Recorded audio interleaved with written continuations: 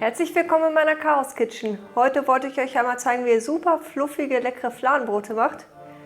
Die passen nämlich auch super zu meinem Tzatziki. Dafür braucht ihr eigentlich nur Mehl, 500 Gramm Mehl, 2 Teelöffel Salz, 140 Gramm lauwarmes Wasser, 125 Gramm Joghurt, 140 Gramm lauwarme Milch, 8 bis 10 Gramm Hefe, Trockenhefe und für die Nachbereitung Körner. Ich glaube, das sind Leinsamen, Sesam und Chia. Da könnt ihr aber nehmen, was ihr möchtet. Und ein bisschen Öl nachher zum Kneten. Ich würde sagen, wir fangen erstmal an. Als erstes machen wir nämlich die Hefe lassen wir aufgehen. Dafür tun wir einfach das Wasser in die Milch. Und die Hefe dazu. Und rühren das einmal kurz um. Die müsst ihr nämlich jetzt richtig schön aufgehen lassen. Erstmal so bestimmt Viertelstunde, 20 Minuten. Und dann können wir weitermachen.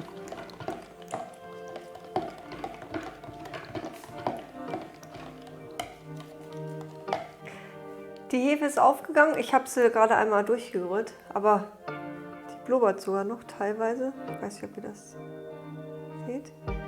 Na, ein bisschen. Jetzt als nächstes tun wir das Mehl hier in die Schüssel.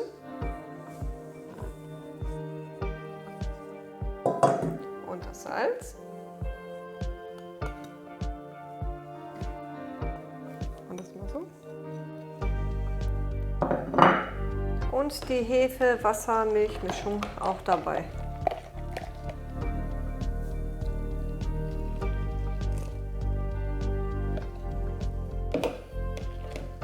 Und natürlich den Joghurt. Jetzt wird das ein paar Minuten geknetet. Wundert euch nicht, der wird sehr weich, der Teig. Kann auch sein, dass ihr jetzt in Deutschland zum Beispiel eine andere Mehlmenge nehmen müsst. Moment, das muss ich mal überlegen. Weil der Joghurt hier, der ist ja wie Wasser, der ist sehr weich. Kann sein, dass ihr weniger Mehl nehmt. Wir haben uns jetzt geeinigt, was jetzt richtig war. Und den jetzt erstmal ein paar Minuten kneten.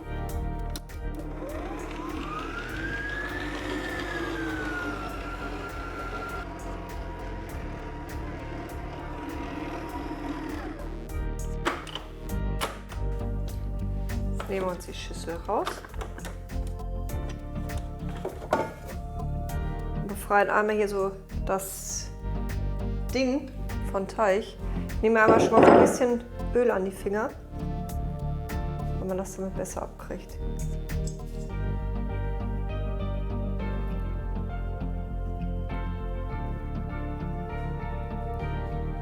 Das meinte ich gerade, der ist sehr flüssig, ja flüssig nicht, so feucht.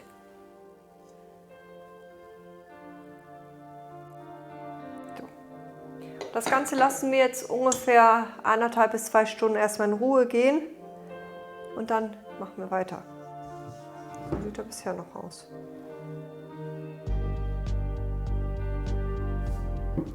Der Teig sieht gut aus, oder?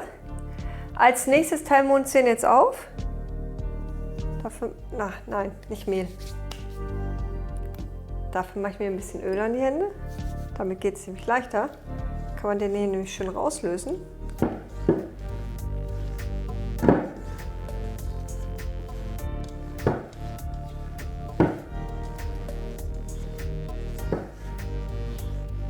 Meinen Spachtel vergessen, muss ich das gleich mal so machen. Hier kommt nämlich das Mehl hin. Ein bisschen auf die Arbeitsplatte. Da kommt dann nämlich jetzt der Teig drauf.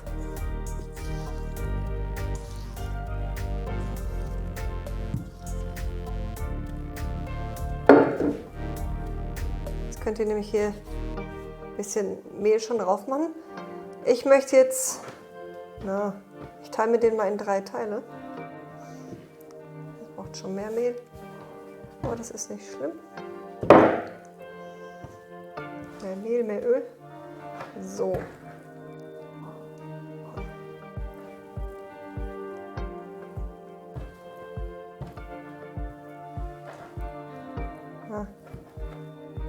Ja, mit dem Dingens wäre es besser gegangen, aber gut. Wenn das so ist, kann das auch sein, dass minimal zu wenig ja, Mehl drin ist. Aber das ist nicht ganz schlimm. So, ich nehme jetzt mal das größte Stück hier. Jetzt mache ich mir nämlich mal relativ viel Mehl an die Hände. Einmal nochmal so.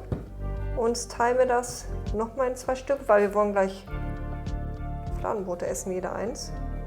Und die müssen dann nicht so groß sein. Dann tue ich mir auch Mehl aufs Backblech. Und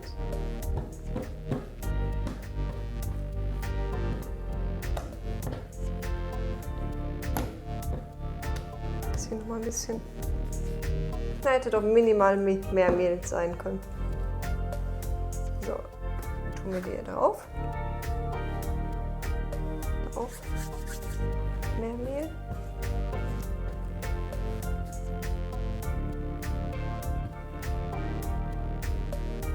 Aber das ist nicht schlimm. So, das auch hier drauf.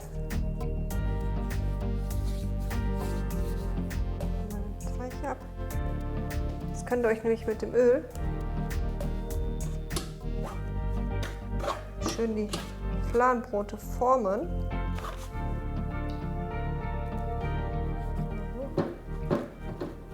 Das war alles ein bisschen klebrig auch so. Schmeckt dafür gut nachher. Und das sind einmal die kleinen. Und jetzt kommen die großen. Bei denen das gleiche Spiel.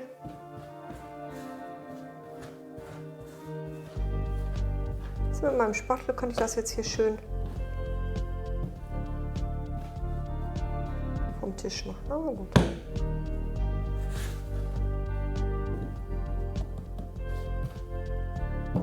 Aber wie gesagt, wenn der Teig ein bisschen zu feucht ist, einfach ruhig jetzt hier mit Mehl dann arbeiten. Das ist gar kein Problem. Schon so viel Luft drin. So, jetzt nehmen wir uns wieder das Mehl. Ach, das Öl, ja. Danke. Und jetzt drücken uns die in Formen. Auch nicht zu dünn machen. Es geht zwar nur auf der Teig, aber sonst wird es halt nicht so schön.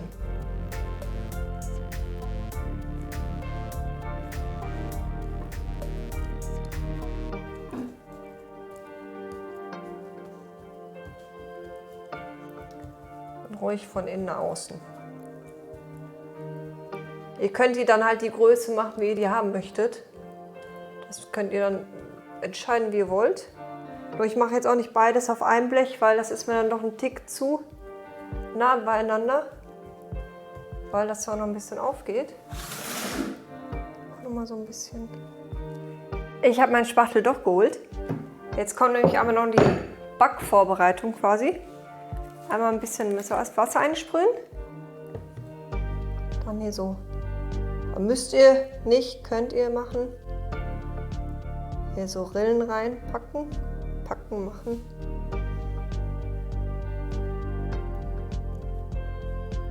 So. Jetzt könnt ihr euch nämlich dann die Körner da drauf packen. Ich meine, das hier ist Chia, ich weiß es aber auch nicht mehr so genau. Schmeckt aber alles. Dann habe ich hier noch Sesam. Weil wenn ihr das nicht nass sprüht vorher, dann kleben die Körner auch nicht da dran. So, und Leinsamen.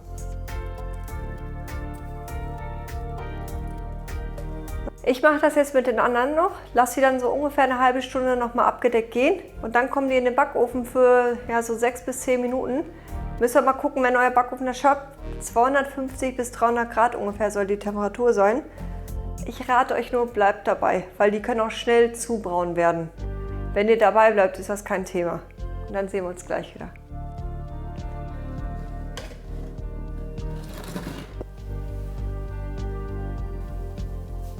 Unsere Fladenbrote sind fertig und ich finde, die sehen super gut aus. Jetzt schneide ich euch mal eins an, aber Die schneide ich so durch, weil ich will mir die gleich noch belegen und überbacken. Das macht man nämlich auch sehr gerne. Deswegen schneide ich einfach mal so. Da sieht man halt das Auge.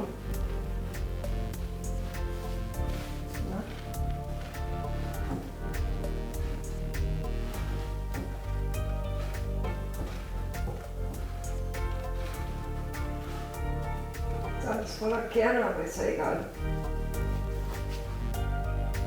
Oh. Und fluffig.